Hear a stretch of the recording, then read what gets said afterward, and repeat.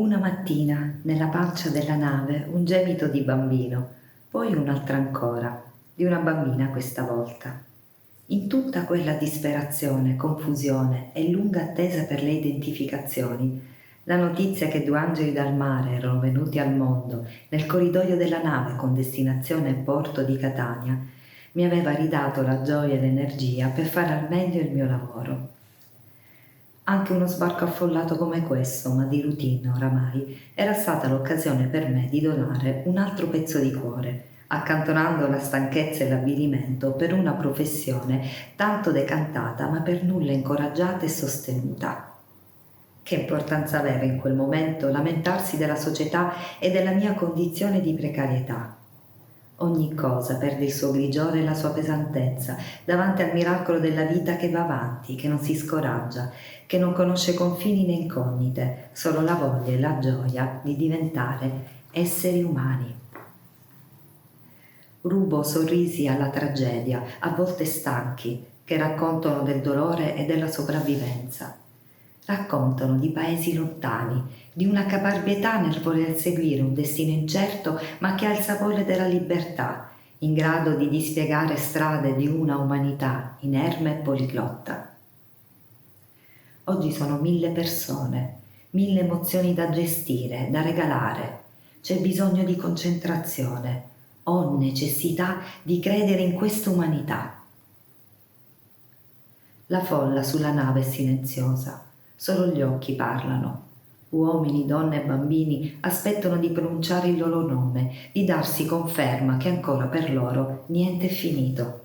Sono vivi e questo può bastare, perché il mare li ha accolti e adesso anche l'Italia, perché il mare non ruba sogni, custodisce promesse disegnando scie d'avvenire. Il mare accoglie, sì, ma a volte inghiotte senza fare distinzione tra cose e persone. Tuttavia, il mare non ha colpe. È l'abuso di potere di uomini su altri uomini, è il veleno che viene dallo sfruttamento di una terra che non ha più angoli di paradiso, nessun rifugio contro le dimenticanze e gli egoismi dei potenti e dei malfattori del globo. Una donna in disparte aspetta il suo turno, con lo sguardo puntato per terra e con in mano la sua busta con viveri e acqua.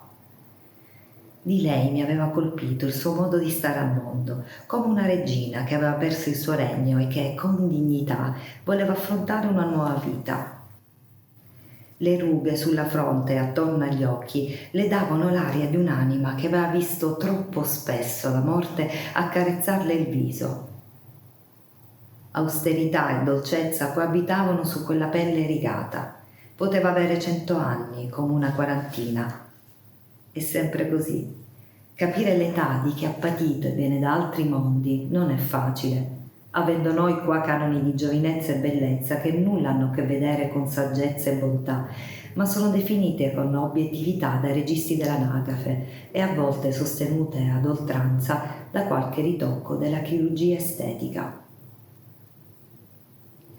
Mi aveva scelta prima ancora che toccasse a lei avanzare, senza alzare lo sguardo da terra, come se qualcuno l'accompagnasse per mano, arrivò davanti a me. Spesso mi capita di avere questa sensazione, di conoscere le persone venute dal mare prima di iniziare la loro identificazione. Lascio che sia la mia mano a farlo in automatico e approfitto di questi secondi per dedicarmi ad ascoltare altro che non sia la lingua utilizzata. È il rumore dei denti che battono per il freddo e l'umido, è il momento di imbarazzo quando una donna non vuole avvicinarsi perché non riconosce la puzza che accompagna senza discrezione le sue parole. Lascio lei, una donna ancora senza nome, senza altre definizioni che non siano date dall'immagine che ho del suo sguardo, fiero e onesto. Come ti chiami? Le chiedo, cercando i suoi occhi pieni di mare e stanchezza. Sai scrivere il tuo nome? Continuo a chiedere, e con la penna in mano accenno un tratto di inchiostro sul foglio, disposto espressamente davanti a lei. Con il capo lei accenna un chiaro no. Vedendola in difficoltà e sempre più distante da me, da tutto quello che la circonda, aggiungo: non ci sono problemi, scrivo io per te, vuoi? Aspetto di avere un altro cenno, uno sguardo di presenza. Ma lei non era là con noi, non era più in lei, era come assente. Non si può pretendere la lucidità da chi ne ha viste e subite tante. Bisogna dare il tempo necessario allo spirito di riconquistare la vita. Mi avvicino, le chiedo di pronunciarmi il suo nome e il suono che mi arriva sembra suggerirmi parte della mia storia. Scrissi Fatima e lasciai che il resto delle informazioni venissero da sé. Non fu difficile completare la scheda, ma fu più arduo lasciarla andare, non fare nient'altro per lei. La ritrovai dopo poco tempo, a Pian del Lago. Era destino che io avessi in qualche modo cura di lei e che prendessi parte alla sua vita. La osservai mentre era tra la sua gente. Non sembrava conoscere obblighi né costrizioni. Si capiva dal rispetto che incuteva negli altri compaesani e africani. Era una donna forte. E per la prima volta notai qualcosa. Era anche incinta. Mi fu chiaro questo per i piccoli gesti di amore rivolti alla sua pancia. L'accarezzava spesso e ogni tanto sembrava parlarle, dialogando con quella vita che le prestava attenzione da dentro di lei. Aveva paura, la paura che le portassero via quel fardello di vita nascosto e ben protetto. Aveva percorso a piedi per chilometri e chilometri il deserto, vissuto le prigioni sotterranee di Tripoli, attraversato un mare imponente e sconosciuto, anonima e sola, col suo fardello in grembo. Fatima, così nel raccontare la sua e la mia di storia continuerò a chiamarla. Era una donna molto alta e imponente, con un collo lungo, esile, tipico delle donne della sua terra.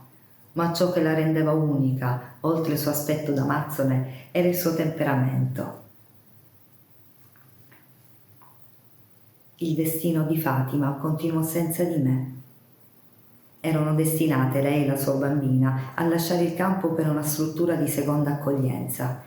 Prima di partire mi chiese di andare con loro, di accompagnarle, ma questo era impossibile. Il mio tempo nella sua vita era finito. Avrebbe lasciato spazio a nuovi incontri e possibilità.